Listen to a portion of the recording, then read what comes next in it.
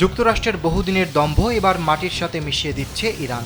দেশটির সঙ্গে চলমান যুদ্ধে মার্কিন বাহিনীর অবস্থান ক্রমেই চাপের মুখে পড়ছে। একের পর এক সামরিক ক্ষতির খবর সামনে আসায় পরিস্থিতি আরও জটিল হয়ে উঠছে। সম্প্রতি ইরানের আকাশে একটি মার্কিন যুদ্ধবিমান ভূপাতিত হওয়ার ঘটনা বড় ধাক্কা দেয় ওয়াশিংটনকে। 2 ক্রু সদস্যের একজনকে উদ্ধার করা গেলেও অন্যজনের ভাগ্য এখনও অনিশ্চিত।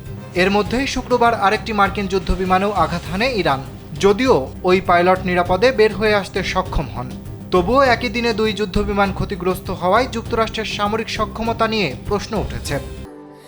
স্যান্ডেলিনা সো, রূপচর্চায় আভিজাত্য।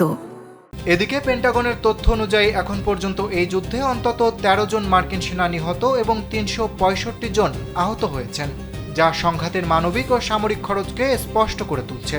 এই ঘটনাগুলো সরাসরি মার্কিন প্রশাসনের পূর্বের দাবির সঙ্গে সাংঘর্ষিক। প্রেসিডেন্ট ডোনাল্ড ট্রাম্প এবং প্রতিরক্ষা দপ্তর বারবার দাবি করছিলেন ইরানের আকাশে যুক্তরাষ্ট্রের পূর্ণ নিয়ন্ত্রণ রয়েছে, কিন্তু বাস্তবে যুদ্ধবিমান ভূপাতিত হওয়ার ঘটনা সেই অপ্রতিদ্বন্দ্বী আকাশসীমা ধারণাকে প্রশ্নবিদ্ধ করেছে। বিশ্লেষকদের মতে যুক্তরাষ্ট্রের জন্য এটি কেবল সামরিক নয়, রাজনৈতিকভাবেও একটি বড় ধাক্কা। কারণ এই যুদ্ধের পক্ষে জনসমর্থন আগে থেকেই দুর্বল ছিল।